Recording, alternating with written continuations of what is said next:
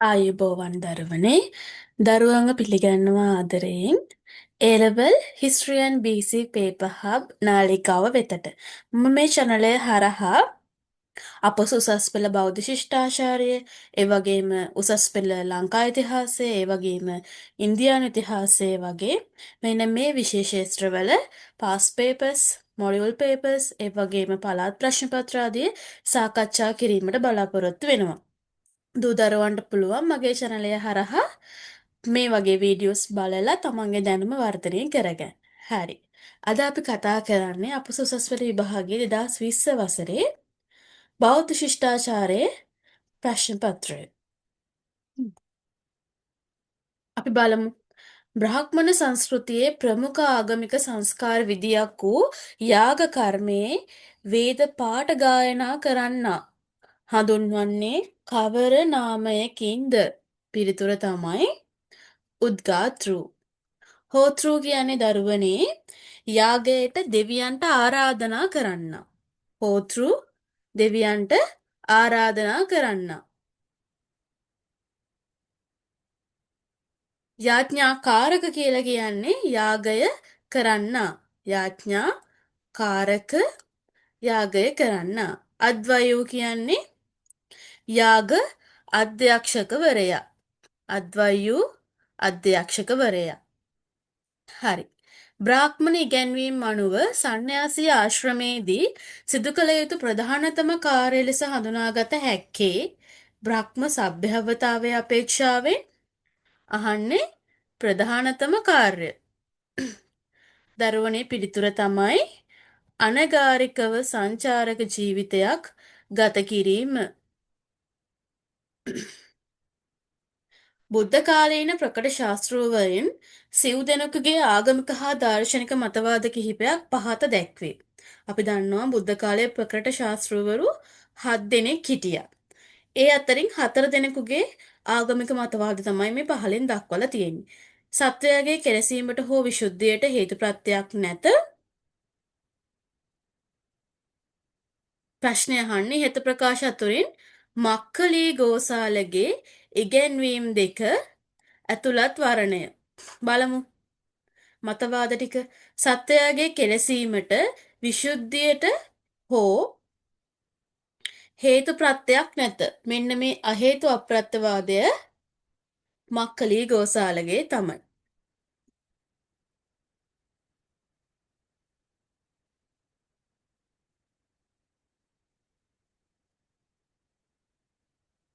පඨවි ආපෝ තේජෝ වායෝ සුඛ දුක්ඛ ජීව යන නොබිදෙන ස්ථිර වූ සප්ත පදාර්ථයක් ඇත.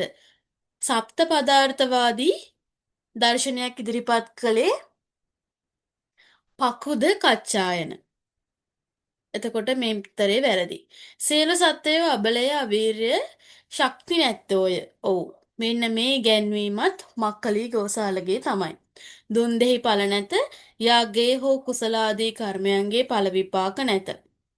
හොඳ දේවල් කරත් නරක දේවල් කරත් මේවැ පින් හෝ පව් කියලා දෙයක් නැයි කියලා කිව්වේ පූර්ණ කස්සප.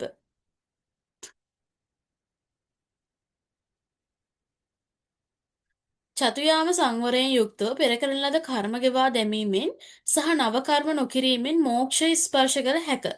මේක ජෛනාගමේ ජෛන මහාවීරගේ ඉගැන්වීමක්. එතකොට පිළිතුර වන්නේ A සහ C. ඒ කියන්නේ පිළිතුර අංක 2.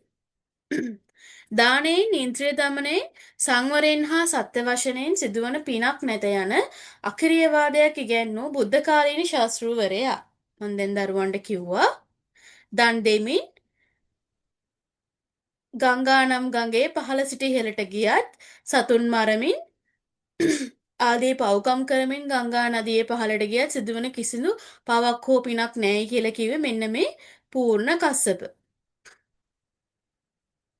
බුද්ධ කාලීන ಭಾರತයේ රාජ්‍යපාලකයන් හා බුදුරජාණන් වහන්සේ අතර සමීප සම්බන්ධතා පැවති බව ඓතිහාසික මූලාශ්‍ර පැහැදිලි කරයි.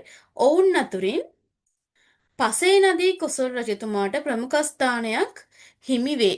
ඒ බව හොඳින් තහවුරු කෙරෙන ප්‍රකාශය කුමක්ද? අහන්නේ පසේ නදී කොසොල් රජතුමා හා. පිළිතුර තමයි දරුවනේ කෝසල රාජ්‍යයේ වැඩිම අවුරුදු ගණනක් භාග්‍යවතුන් වහන්සේ වස්වාසය කිරීම. පසේ නදී කොසොල් රජතුමා පාලනය කරපු රට තමයි කෝසල රාජ්‍යය.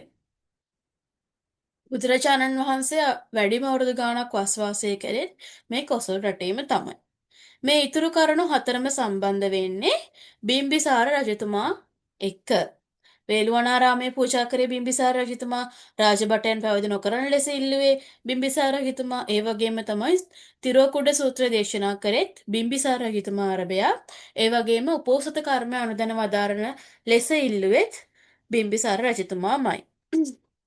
කෘෂිකර්මාන්තයේ දැහැමි ජීවනෝපායක් ලෙස අගය කරන බුදු සමය පාලකයා විසින් ගොවීන්ට බීජාදී අවශ්‍ය පහසුකම් සපයා දීමෙන් අනුග්‍රහ දැක්විය යුතු බව සඳහන් වන සූත්‍රය කුමක්ද?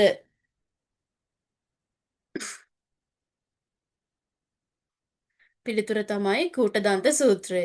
ගොවීන්ට බීජ සැපයීම කළ යුතුයි කියලා සඳහන් වෙන්නේ කූටදන්ත සූත්‍රයේ.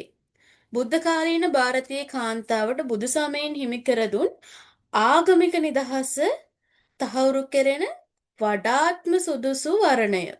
අහන්න දරුවනේ වඩාත්ම සුදුසු වර්ණය. පිළිතුර තමයි මේ ඔක්කොම හරි.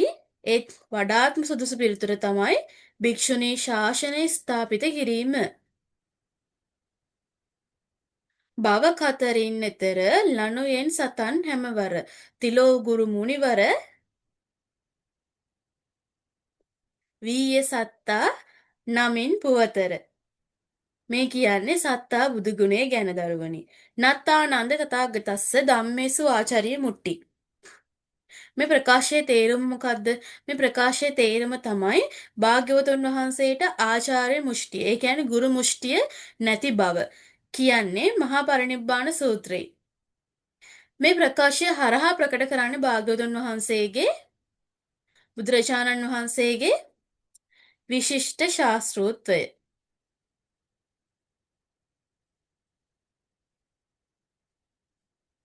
පටිපුච්ඡා ව්‍යාකරණේ යන ක්‍රමය බුදුරජාණන් වහන්සේ විසින් භාවිතා කරන ලද්දේ පටිපුච්ඡා. පටි කියන්නේ ප්‍රති. පුච්ඡා කියන්නේ ප්‍රශ්න. ව්‍යාකරණීය කියන්නේ විමසීම. ප්‍රති ප්‍රශ්න විමසීම හරහා ප්‍රශ්න විසඳීමේ ක්‍රමය. පිළිතුර අංක 5. ලෝකයේ සුප්‍රසිද්ධ ආගම් වලින් මා මුල් බුදුදහමට කැමැති වන්නේ ඒ කිසිවෙකු නොපෙළෙන බැවිනි. මේ ප්‍රකාශය කරන ලද්දේ බර්ටන් රසල් විසින්. පහත දැක්වෙන්නේ බුද්ධ කාලීන බෞද්ධ උපාසිකාවන් පිළිබඳ ප්‍රකාශ කිහිපයකි. මේ අතරින් විශාකා මහෝපාසිකාව පිළිබඳ නිවැරදි ප්‍රකාශ දෙක මොනවාද? කොසල් රජතුමා විසින් අසන ලද ප්‍රශ්නවලට නිවැරදිව පිළිතුරු ලබා දීම නෑ, ඒක ඉන්නේ නෑ. ඇදහිය හැකි කතා ඇති උපාසිකාවන් අතර අගතනතුර ලැබුවේ කවුද දරුවනේ? නකුල මාතාව. නකුල මාතාව පතිකුලයට යන විට පියාණන් විසින් දෙන ලද අවවාද පිළිගත්තාය. ඔව්, පියාණන් විසින් දෙන ලද අවවාද 10ක් සඳහන් වෙනවා. 16 වසරක් තිස්සේ ගෘහස්ත බ්‍රහ්මචර්යාව ආරක්ෂා කළාය. නෑ, දන් දීමේ ඇලෙන උපාසිකාවන් අතර අග්‍ර තනතුර ලැබුවාය. ඔව්, අග්‍ර උපස්ථාදායිකාව උනේ සමාවෙන්න අග්‍ර උපාසිකාව උනේ මේ විශාකා මහෝපාසිකාව. සී සහ ඒ තමයි පිළිතුරු වෙන්නේ. ආචාර ධර්ම පිළිබඳ බෞද්ධ ඉගැන්වීම් අනුව සචේතනික ක්‍රියාවේ කතෘ වෙත පැවරෙන්නේ මොකද්ද? වගකීම. සචේතනික ක්‍රියාවේ, ඒ කියන්නේ හිතාමතා කරන ක්‍රියාවේ වගකීම Taman සතු වෙනවා. පහතෙන් දැක්වෙන්නේ රාජ්‍ය පාලනය පිළිබඳ බෞද්ධ ඉගැන්වීම් වලට අදාළ ප්‍රකාශ පහකි. ඉහත සඳහන් ප්‍රකාශ අතරින් දස සක්විතිවත් වලට අයත් නොවන කරුණු දෙක. නිර්ධනයන්ට තමා අභිමත කර්මාන්ත ආදී සඳහා ධනය ලබා දීම හරි. විවාහක සහ අවිවාහක කාන්තාවන්ට ආරක්ෂාව සැලසීම. ඒක සඳහන් වෙන්නේ සප්ත අපරිහානීය ධර්මවල. අපරාධ මර්දනය කිරීම හරි පනවල් අද නීති කඩනකොට ආරක්ෂා කිරීම සඳහන් වෙන්නේ සප්ත අපරිහානීය ධර්මවල. බහශෘත මහණ බමුණන් වෙත එළඹ අවවාද අනුශාසන ලබා ගැනීම හරි. එතකොට අයිති නොවන්නේ B සහ D. ඒවා සප්ත අපරිහානීය ධර්මවල එන කරුණු දෙක. රාජ්‍යයේ ප්‍රභවය පිළිබඳ අග්ගඤ්ඤ සූත්‍රගත ඉගැන්වීම් වලට අනුව පාලකයා සහ ජනතාව අතර ඇති වූ ගිවිසුමේ ප්‍රධානතම කොන්දේසිය. අහන්නේ ප්‍රධානතම කොන්දේසිය. පිළිතුර තමයි පාලකයා වෙත බදු ගෙවීමට මහජනතාව පොරොන්දු වීමයි. ජනතාව බලා ගන්නවා මේ මහා සම්මත විසින් ඒ වෙනුවෙන් ජනතාව පාලකයාට බදු ගෙවනවා. මේක තමයි ප්‍රධානතම කොන්දේසිය උනේ. අත්තකාර පරකාර ආරම්භ ධාතු නික්කම ධාතු පරක්කම ධාතු ආදී පාරිභාෂික වචන මගින් බුදු සමය අවධාරණය කරන ඉගැන්වීම සඳහා වඩාත් ගැළපෙන ප්‍රකාශය කුමක්ද? පිළිතුර තමයි පුද්ගල ස්වාධීනත්වය හා ශක්තිය මගින් පෞරුෂය ගොඩනගා ගත හැකි බව. බුද්ධ කාලීන භාරතයේ පැවති ආගමික මතවාද කිහිපයක් පහත වේ. මෙම මතවාද අතුරින් පුද්ගල ස්වාධීනත්වයට, ස්වාමීත්වයට සහ ස්වච්ඡන්දතාවයට බාධා පමුණුවන ඉගැන්වීම් දෙකක් ඇතුළත් වරණය තෝරන්න.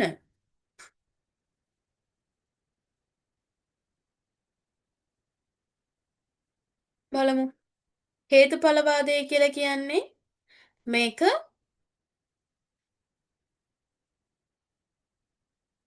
පුද්ගල ස්වාධීනත්වයට, ස්වාමිත්වයට හා ස්වච්ඡන්දතාවයට බාධා පමුණුවන ඉගැන්වීමක් නෙමෙයි.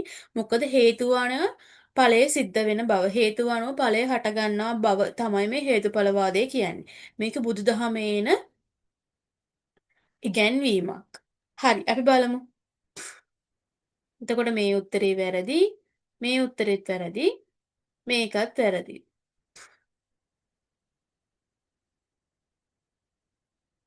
A සහ B, C සහ E. ප්‍රධාන වශයෙන්ම බුද්ධ කාල ಭಾರತೀය සමාජයේදී පුද්ගල ස්වාධීනත්වයට ඒ වගේම තමන්ගේ නිදහස් චින්තනයට ස්වයං කැමැත්තට බාධා පමුණු ප්‍රධානතම ඉගැන්වීමක් තමයි මේ ඊශ්වර නිර්මාණවාදය කියලා කියන්නේ. ඒ අනුව පිළිතුරු C සහ E.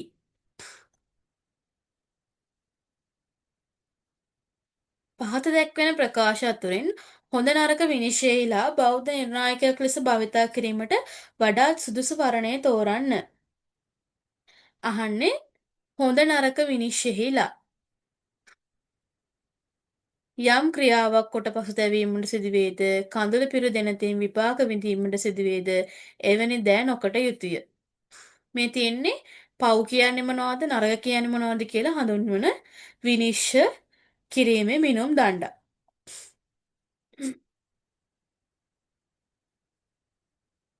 ඉහත ඡේදයේ සඳහන් සමස්ත අර්ථයට අනුව වඩාත් නිවැරදි ප්‍රකාශය තමයි අහන්නේ. අපි බලමු. පිඟානට බත් බෙදා ආහාරයෙන් පවා කොටසක් දන් දී. තිරිසන් සතෙකුගේ හෝ කුසගුණ නිවීමට උනන්දු වූ විධානේ මාමා. තිරිසන් සතුන්ටත් දානි දුන්නයි කියලා තමයි මේ කරුණෙන් කියන්නේ.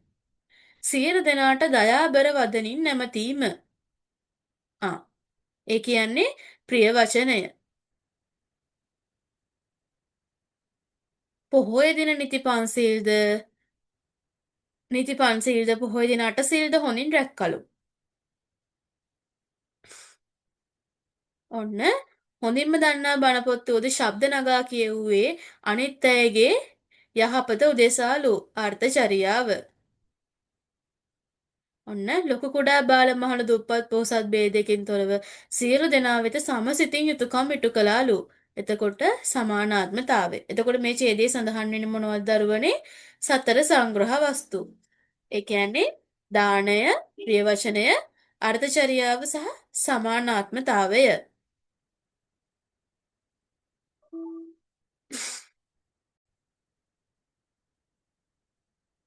හරි. 20 වෙනි ප්‍රශ්නේ. පහත සඳහන් ප්‍රකාශ අතුරින් බෞද්ධ ඉගැන්වීම් වලට අනුව සහවද්‍ය ප්‍රකාශය තෝරන්න. ඒ කියන්නේ වැරදි ප්‍රකාශය. නීතිගරුකත්වය අපරිහානීය ධර්මයක් ලෙස බුදු සමයේ දැක්වේ. ඔව්. සප්ත අපරිහානීය ධර්මවල නීතිගරුකත්වය ගැන සඳහන් වෙනවා. සාමූහික පැවැත්ම උදෙසා නීතිගරුකත්වයේ අවශ්‍යතාවය ශික්ෂාපද පැනවීමේ පරමාර්ථවලින් පැහැදිලි වේ. ඔව්. ශික්ෂාපද පැනවන්නේ සාමූහික පැවැත්ම උදෙසා සංඝ සමාජයේ චිරස්ථිතිය සාමූහික පැවැත්ම උදෙසා. අපරාධ වැළැක්වීමේ එකම පිළියම දඬුවම ලෙස බුදුසමයේ නොපිළිගනී. ඔව්. දඬුවමට අමතරව තව කළ යුතු ක්‍රියාමාර්ග තියෙනවා කියලා බුදුසමය සඳහන් කරනවා. අපරාධවලට හේතු සෙවීමට කාලය මිඩංගු නොකොට ඒවා මර්ධනය කළ යුතුයි. මේක වැරදි. බුදුසමය හේතුඵලවාදී දර්ශනයක් හැමතිස්සෙම හැම දෙයකටම හේතුව සෙවීම අත්‍යවශ්‍ය කියලයි භාග්‍යවතුන් වහන්සේ දේශනා කරලා තියෙන්නේ. එතකොට මේක වැරදි. සමාජ සම්මතයක් වූ නීතිය නොඉක්මවා කටයුතු කළ යුතුයි. ඔව්. බුදුරජාණන් වහන්සේ දේශනා කරනවා රටේ පවතින නීතිය ඉක්මවා කටයුතු නොකළ යුතුයි කියලා. පහත දැක්වෙන වරණ අතරින් දස කුසල් වලට ඇතුළත් වනුයි. අපි මුලින් බලමු දස කුසල් කියන මොනවද කියලා. ප්‍රාණඝාතයෙන් වෙන්වීම, අදත්තාදානයෙන් වෙන්වීම, කාම මිත්‍යාචාරයෙන් වෙන්වීම, මුසාවාදයෙන් කියන්නේ බොරු කීමෙන් වැළකීම, පරුස වචනයෙන් වැළකීම, හිස් වචනයෙන් වැළකීම, කේලම් කීමෙන් වැළකීම, දැඩි ලෝභය. දැඩි ලෝභයෙන් දුරුවීම, ව්‍යාපාදයෙන් තොරවීම, ඒ වගේම තමයි මිත්‍යා දෘෂ්ටියෙන් තොරවීම. එතකොට දස කුසල් වලට ඇතුළත් වන්නේ බොරු නොකීම හා කේලම් නොකීම. එතකොට බොරු කීම සහ කේලම් කීම අයිති වෙන්නේ දස අකුසල වලට. බොරු කීම, කේලම් කීම. ධන සම්පත් කළමනාකරණය පැහැදිලි කරන බෞද්ධ සිද්ධාන්තයක් ලෙස හඳුනා ගැනීමට වඩාත් යෝග්‍ය වනුයේ කුමක්ද? ධන සම්පත් කළමනාකරණය. සමජීවි කතාව. ඒ කියන්නේ අයවැය සමව පවත්වාගෙන යාම. ධනය කළමනාකරණය පිළිබඳ ඉගැන්වීම. බෞද්ධ ඉගැන්වීම් අනුව පුද්ගලයාගේ ආර්ථික සමෘද්ධියලා ශ්‍රමයේ ඇති වැදගත්කම. අහන්නේ ශ්‍රමයේ තියෙන වැදගත්කම. පිළිතුර තමයි බහාබල පරිචිතේහි සේදාවක්කෙත්තේහි ධම්මේහි ධම්මිකේහි ධම්මලද්දේහි භෝගේහි. මේකේ තේරුම තමයි උට්ටාන වීරයෙන් දෑතෙ මහන්සියෙන් දහඩිය වගුරුවමින් කැපකරන ශ්‍රමය ඉතා ඵලදායී වන බව. මේක සඳහන් වෙන්නේ අනන සූත්‍රයේ.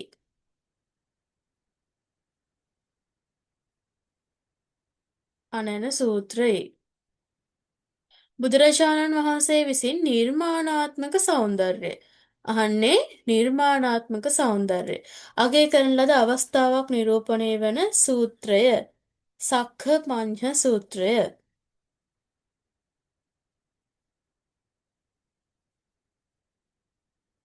පරිසරය පිළිබඳ බුදුසමයේ අවධානය පැහැදිලි කෙරෙන ප්‍රකාශ කිහිපයක් පහත දැක්වේ. ඉහත ප්‍රකාශ පිළිබඳ අවධානය යොමු කරමින් පරිසර සංරක්ෂණයෙහිලා අනුබල දෙන කරුණු ඇතුළත් වඩාත් නිවැරදි වර්ණය තෝරන්න. බලමු. උද්‍යානකරණය සහ වනවගාව දිවාරෑ පින්වැඩෙන පින්කම් වේ. ඔව්. ජලයෙහි මල මුත්‍රා පහ කිරීම කෙළ ගැසීම භික්ෂූන්ට ඇවතකි. ඔව්. වනය සිඳින්න ගස් කපන්න එපා යන ප්‍රකට බෞද්ධ ඉගැන්වීමක්. ඔව්. කෙලෙස් වනයේ සිඳින්න නමුත් ගස් කපන්න එපා කියන්නේ භාග්‍යවතුන් වහන්සේගේ ප්‍රකාශයක්. නිල් තණ මත මුත්‍රා පහ කිරීම කෙළ ගැසීම භික්ෂූන්ට ආපත්තියක් වෙනවා. ගස්වැල් සිඳීම හා සියලු ආකාරයේ පැලවෙන බීජ සිඳීම භික්ෂූන්ට අකපැයි. ඔව්. හරි. එතකොට පිළිතුර ABCD E යන පහම වේ. හරි. අද දරුවන්ට කතා කරේ. හරි. ඊළඟ ප්‍රශ්නයක් බලමුකෝ. අගතිතෝ අමුච්චිතෝ අනජ්ජාපන්නෝ ආදීනව දස්සාවි නිස්සරණ පඤ්ඤාය. මේ කියන්නේ මේ වචනවල තේරුම් මොනවද? නොමුලාවි, මුලා නොවි, ආදීනව දකිමින්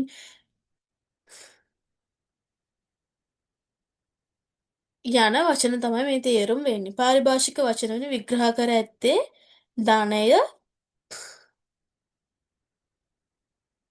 පරිභෝජනය කිරීම පිළිබඳ දර්ශනයකි. ඒ කියන්නේ ධනය පරිභෝජනය කරද්දී මුලා නොවී, අන්තගාමී නොවී, ආදීනව දකිමින් ධනය පරිභෝජනය කරන්න කියලා තමයි මෙන්න මේ ප්‍රකාශයේ තේරුම වෙන්නේ. හරි. දරුවනේ අද අපි කතා කළේ BC පේපර් එකේ පළවෙනි ප්‍රශ්න 26. මම ඊළඟ කොටසින් ඉතුරු ප්‍රශ්න ටික සාකච්ඡා කරන්න බලාපොරොත්තු වෙනවා. දූල පුතාලට පුළුවන් මගේ channel එකත් එක්ක දිගටම මේ විදිහටම එකතු වෙලා මෙවැනි වටිනා වැදගත් වීඩියෝස් බලලා පුතාලගේ දැනුම වර්ධනය කරගන්න. එහෙනම් මම අදට සමුගන්නවා. බොහොම ස්තුතියි.